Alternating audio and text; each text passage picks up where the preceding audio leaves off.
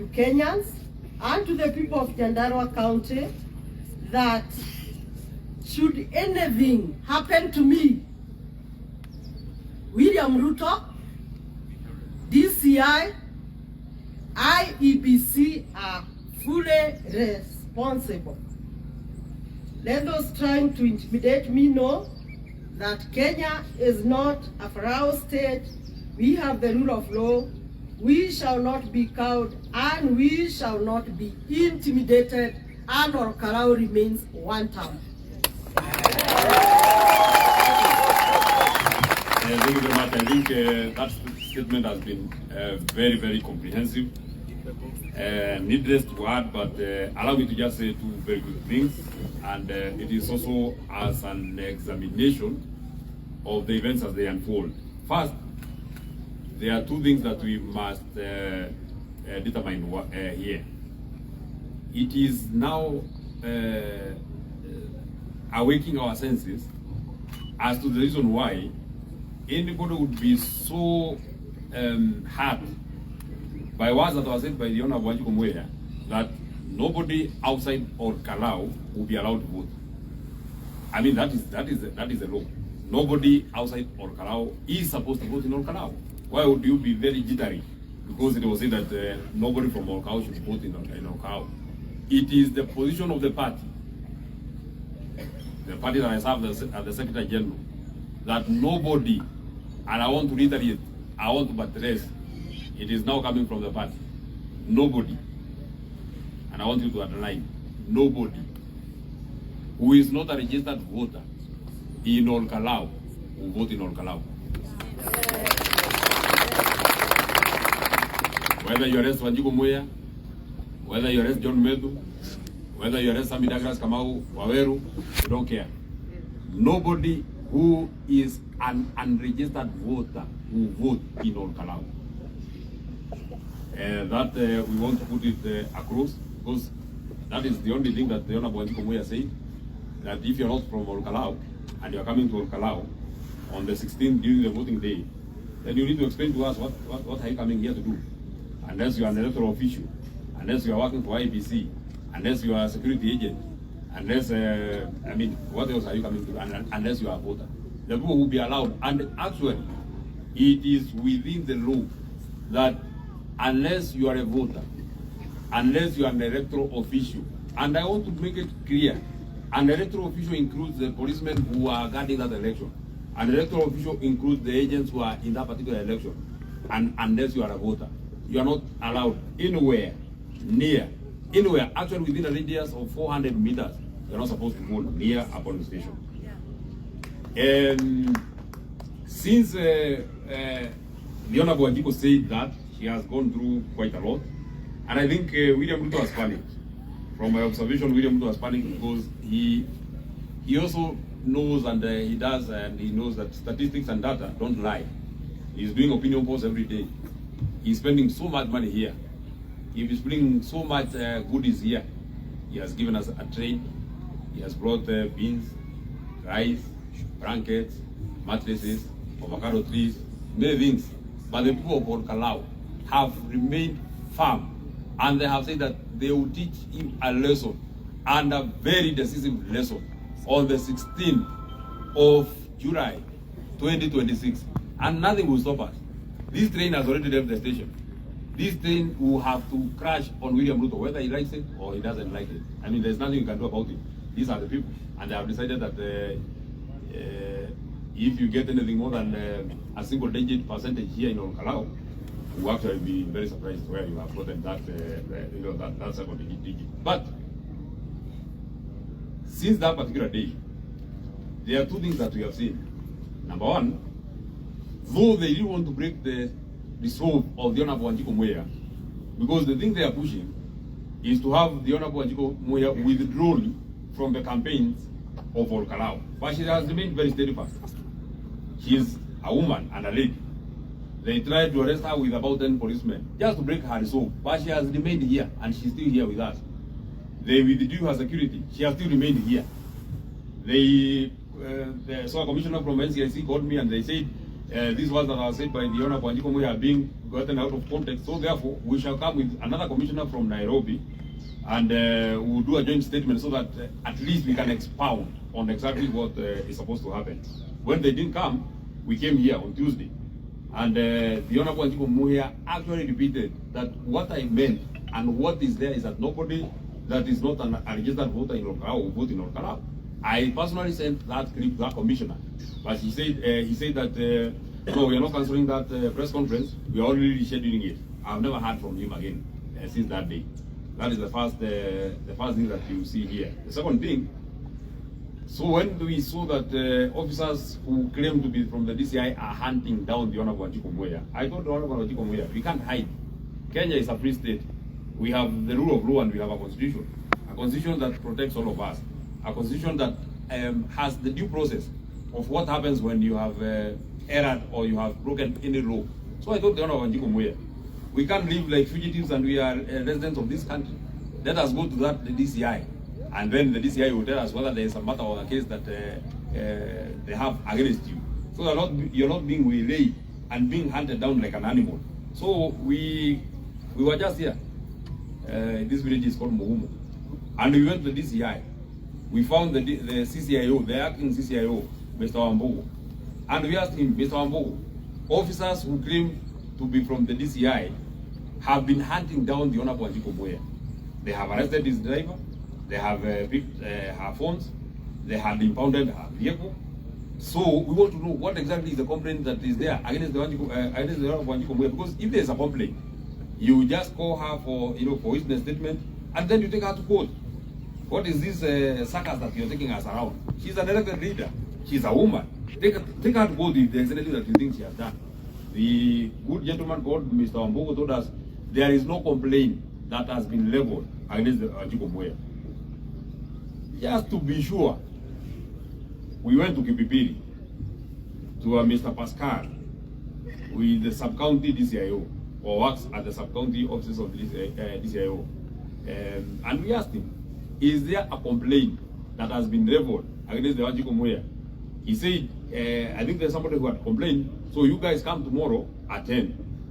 Way later in the evening, Mr. Pascal calls and says, I've spoken to my superior, and now there's no complaint against Wanjiku Muhia, please don't come tomorrow. That is the second limb of what you see here. Thirdly, on the 17th of June, I personally, in my capacity as the Secretary General of the DCP party, I attended a meeting that was called by the Commission, the Independent Electoral and Boundaries Commission, at the hall they have hired, called the PCA Hall. I was representing our candidate, the Honorable Sammy Douglas Kamau Waweru. And because I knew, my heart and my spirit knew that there's something that William Ruto is doing sinister. And since everybody was there, the county commissioner was there, the county commander was there, the commissioners from IBC, 2 commissioners from IBC, Nur Hassan Nur was present, and Ann Derito was also present. I asked, and you people, I can see the people who were from the media who are also there. You can actually play my clip again. I asked those commissioners, is there any complaint, either to you, the commission, or to the National Police Service, because the county commander is here, that has been leveled against Wanjiku Muhia? The county commander stood and said, there is no complaint that has been leveled against the Honorable Wanjiku Muhia. The commissioner, Nur Hassan Nur, stood and said, there is no such a complaint that has been made. I was very surprised to see that 2 days later, the person who is now being called the complainant was actually the MC of that particular event. Our constituency returning officer, Mr. Njiraine. I'm very surprised to see. And you see, our last beck of hope in terms of the institutions that must work, and I said it then, and I will say it today, democracy must be done and must also be seen to work. Fairness must be done, it must be promised, it must be committed to, but it must also be seen. Now, Mr. Njiraine is our constituency returning officer. I was with him and I was present. It was said in that meeting that there is no complaint that has been leveled against Wanjiku Muhia. 2 days later, Mr. Njiraine is a complainant. Surely. surely, how then do you assure us of fairness? If indeed you want to follow the electoral code of conduct, one of the cardinal laws that is included in that particular law is that state officers are not supposed to engage themselves in campaigns. Why have you not called all these ministers who are working here with the government candidate or the wheelbarrow candidate? Why have you not invited them to ask them, because they are state officers, why are they engaging themselves in campaigns? Let me say this, finally. I have been here, and I'm elected here as a senator. I'm not just any other, residents around here. I know these people. I know the people from this region. I know the people from this constituency. Once they make a decision, nothing can break that decision. The decision to get the dignity of our community has been made, and we shall decisively implement that decision. We shall vote for Sami Douglas Kamau Waweru. Whether you arrest Wanjiku Mwea, whether you arrest Rigathi Gachagua, whether you arrest John Methu, it does not matter. Whether you withdraw, because I know you want to withdraw her from the campaign, so that I'm left alone to campaign. Whether you withdraw, nothing will stop this thing. I want to tell you, Mr. William Ruto, if you are a clever person and if you can hear, you can save that money to use it in future.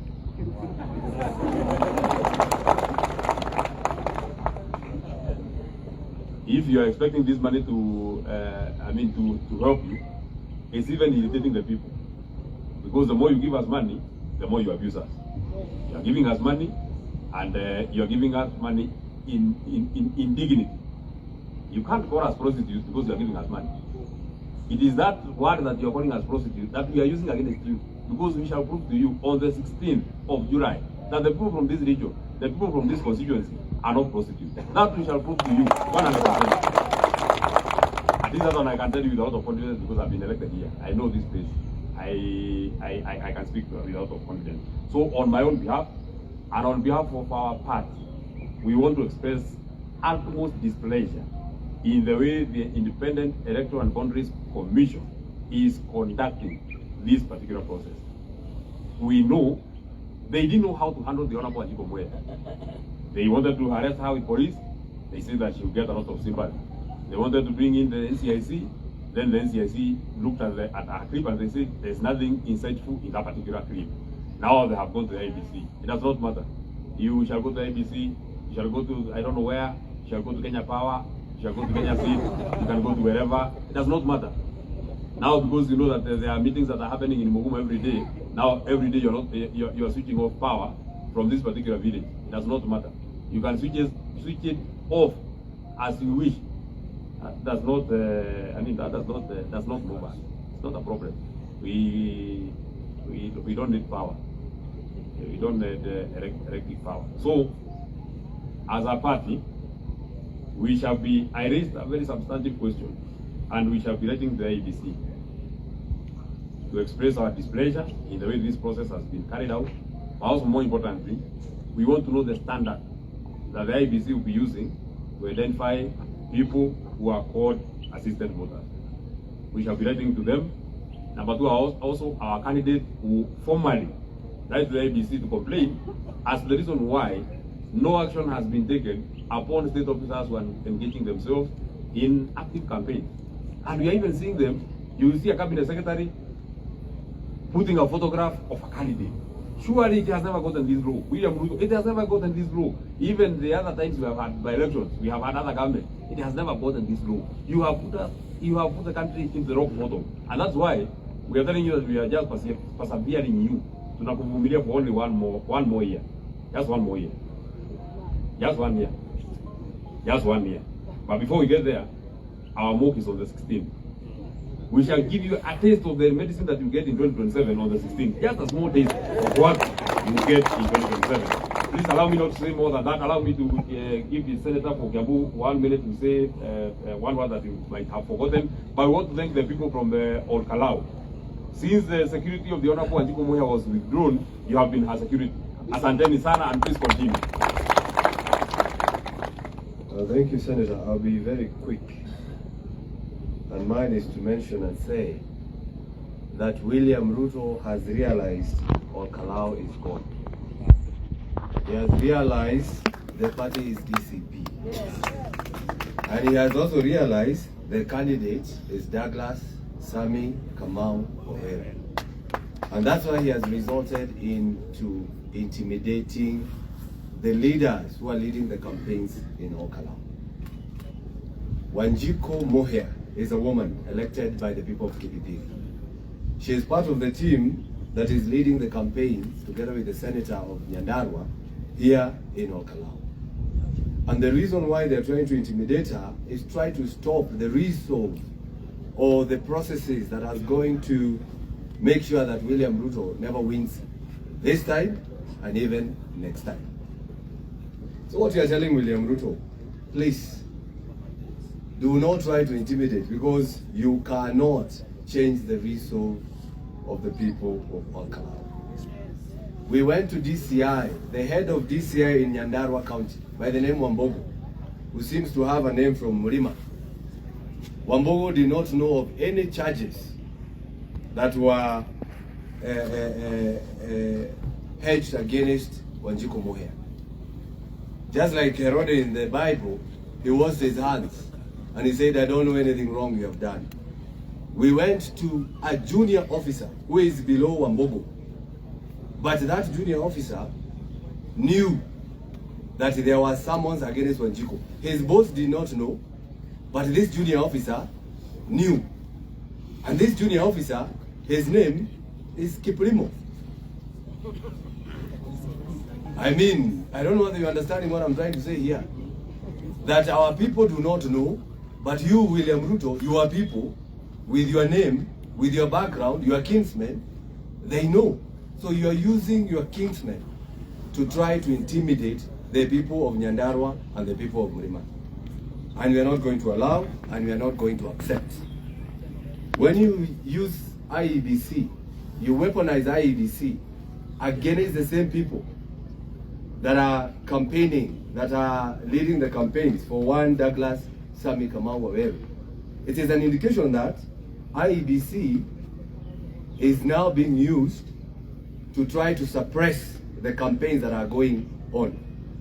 Wanjiko said watu wakae kumi so that they can gather the votes, just like nyumba kumi. Why are you summoning her, telling her that she is saying something that is dangerous? And she is saying what you as IEBC are supposed to say. Because you as IEBC, you are supposed to say watu ambao wamerejista kupiga kura Kalau, hao ndio tu watapiga kura.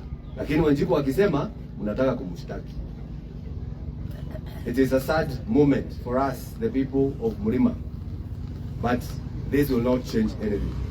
And finally, we do not trust the police. We do not trust the police because now they are being used. Yesterday, and we should actually give a moment of silence, they arrested a former teacher from Merangine yesterday. Teacher by the name Kirade, former teacher. That teacher died in police custody yesterday. So we are asking William Ruto, even if you kill us, even if you intimidate us, we are not going to change our resolve. The people of Kalau will not change the resolve. The people of Nyandarua, the people of Murima will not change the resolve. They will show you, as Senator Methu has said, we have a mock exam on 16th. The people of Kalau will show you what you should expect in 2027. Na maneno ni one term. One term. One term. One term. Kalau hoye. One term. Thank you very much. We will not, I know you people always want to ask us to speak in our mother tongue. Just assume it was William Ruto was here. The way you would have reported is the way you reported. So you have told the IBC you have no dog in this fight.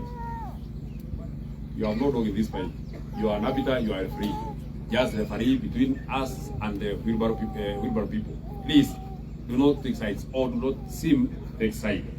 Maybe I should have reminded the Senator for Kiambu, Senator Langwa, just the way the DCIO, Mr. Wambugu, the CCIO, Mr. Wambugu, was not aware that there were summons, but Pascal Kiplimo, a junior officer in the DCI, knew there were summons. It's the same way Anne Derito, a commissioner of the IPC, was not aware that there were, there was a complaint against Wanjiku Moya, but it was sent to her by Madam Nancy Koros. They cannot be a coincidence. You are not stupid and you are not fools. You have been here and you know many things. And I think that has been very comprehensive. Allow us to stop there. Tumeshukuru sana. I am sure there will not be questions because we have said everything that needed to be said. Asanteni sana ndewe muno andu amucie ni undu wa guka akaigua ni kuri na apu na mwetika na mwoka gutumikiriria Ngai witu amurathime muno na mugire na muthenya mwega. Asanteni sana.